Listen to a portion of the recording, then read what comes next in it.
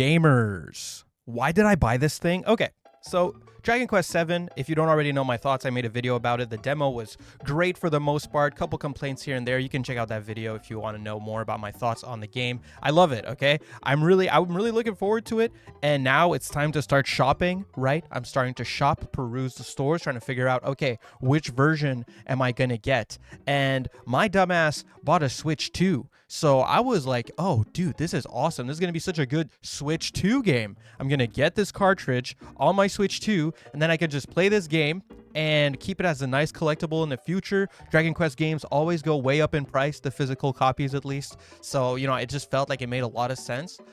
But, and I know this is not news, this is really just something I found out from shopping for the game I'm going to buy. Turns out the Switch 2 version of this game is a game key card.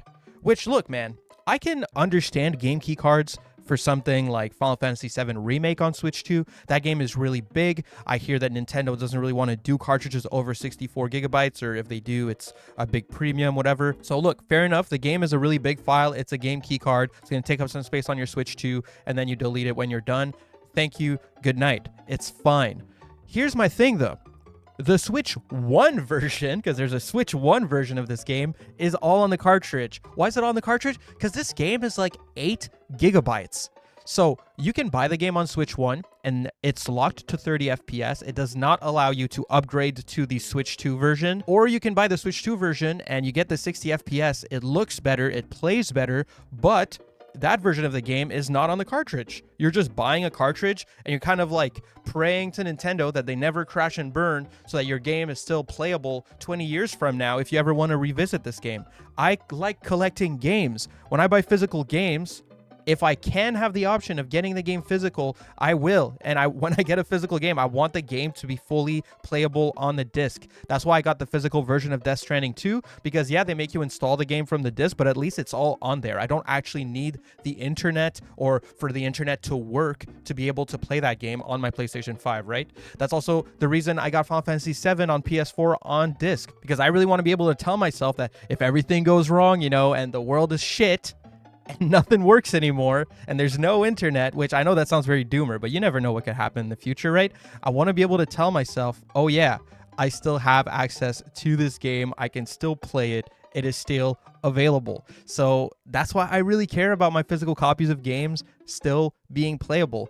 So here we have Dragon Quest 7, the physical on PS5. It's all on the disc, obviously, because it's only 8 gigabytes. The physical version on Switch 1, all on the cartridge. But then they decide to do a freaking game key card for, in my opinion, the best version of the game. And this is a game where I want to be able to take it on the go. It's not really the kind of game where I want to always be sitting at my TV to play this game, right? There's a lot of little bit of grinding you can do here and there in Dragon Quest. It's fun to just play on the side while we're watching something on TV with the wife or something, you know, like it's a good game for that. So I definitely want to be able to play it on the go. I was hoping I could just grab my Switch 2 and just, you know, oh yeah, nice. I have an actual game on my Switch 2. That's awesome.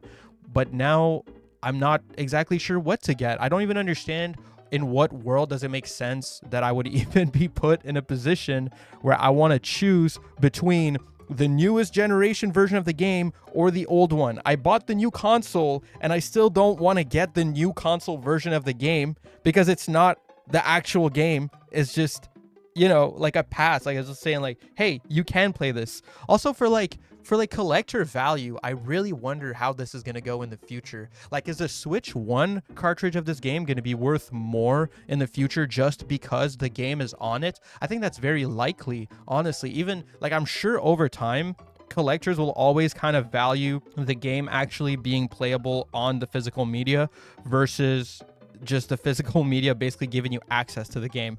I don't think game key cards are like a horrible idea. I don't think like it's evil that they would do it for certain games. When it's justifiable, I can see it. I'm like, okay, that's fine, whatever. Game files are pretty huge. But when you know for a fact it could fit on the cartridge, I just don't get the logic. I'm not sure if this is just kind of Square Enix being like, look, we're making more money per sale.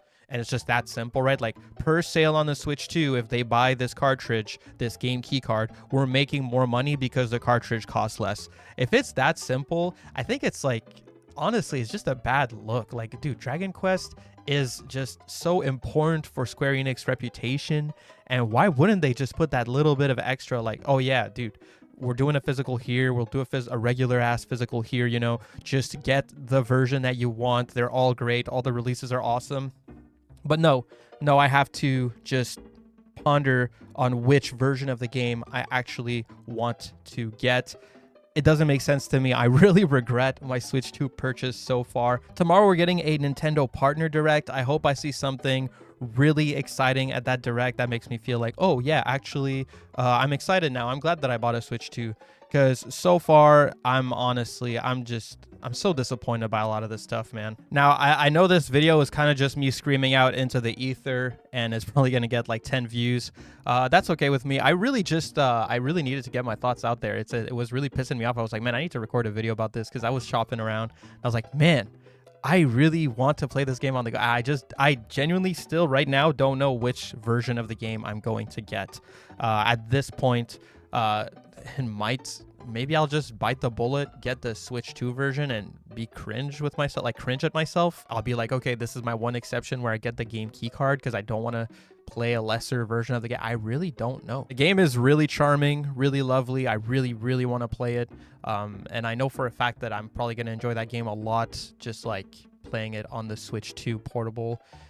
Man, if at least they had an upgrade path where I could just buy the Switch 1 cartridge, and then they would give me, I would be okay to spend some extra money to just upgrade it to Switch 2 version, just so I had a cartridge that had the game on it. Just by principle, I'd like that to be the case, but it's not. Hey, maybe I'll get the PS5 version all on the disc. I can stream that to my Thor as well. But anyway, I'm gonna stop rambling. This video is just me basically crying out into the ether, like I said. Give me your thoughts. Which version do you want to get of this game, if you want to get a version of this game? What's your solution to this conundrum? Am I just crying for no reason? Is this just like, who gives a shit? That might be the case. Sorry if so. Yeah. Okay. Bye.